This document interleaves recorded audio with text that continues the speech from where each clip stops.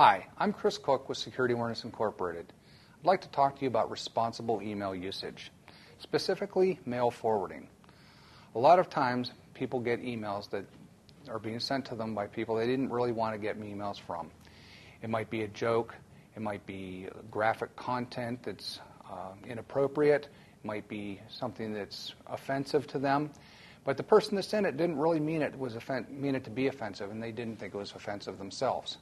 So let's talk about responsible email forwarding. Prior to sending something to someone, make sure that you know they want to receive it.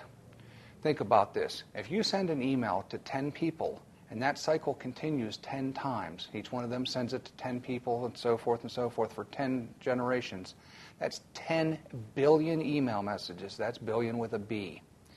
Now, there are also risk associated with risk management interests associated with this in a corporate environment.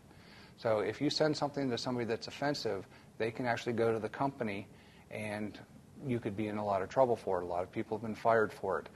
Companies that have had offensive emails circulated within themselves have fired people. They've come under lawsuits.